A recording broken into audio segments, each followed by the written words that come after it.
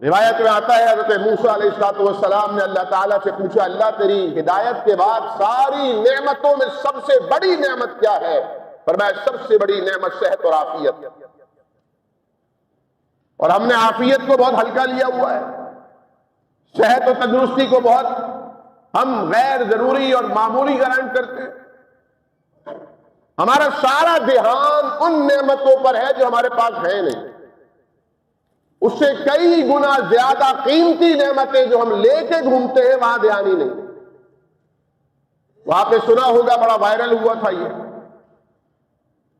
کہ اسپتال میں ایک بزرگ جب ڈسچارج ہونے لگے تو انہیں بل دکھایا گیا، اور بل دیکھ کر وہ زار و قطار رونے لگے۔ 2.5-3 لاکھ ریال کا وہ بل تھا۔ تو ان سے کہا کہ اگر آپ کو آپ کی حیثیت نہیں ہے تو ہم اسے کنسیشن کرا دیتے ہیں، زکوٰۃ فنڈ سے اس کو ہم کوئی رعایت کراتے ہیں، آپ پریشان نہ ہو،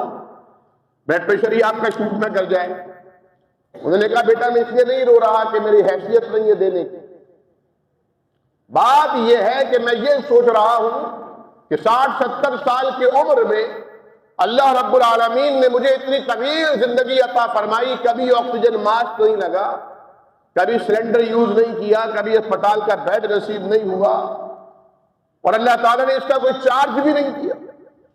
کوئی بل نہیں تھمایا۔ لیکن چند دن کے لیے جب میں آئی سی یو میں آیا، چند دن کے لیے جب میں وارڈ میں آیا، مجھے اکوپمنٹ لگائے گئے، یہ تمام مشینیں لگائی گئیں، اتنا بل آ گیا،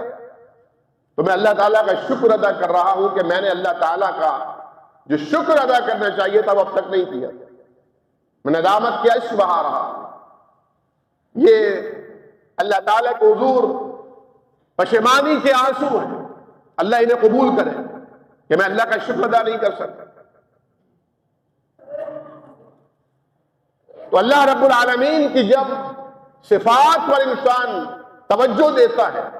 اور اللہ کی نعمتوں پر، فَبِأَيِّ آلَاءِ رَبِّكُمَا تُكَذِّبَانِ، اللہ کی نعمتوں پر دھیان جاتا ہے اور اس کی تکذیب سے اور اس کے انکار سے انسان اپنا دامن بچاتا ہے، تو اللہ تعالیٰ سے محبت کا تعلق پیدا ہوتا ہے۔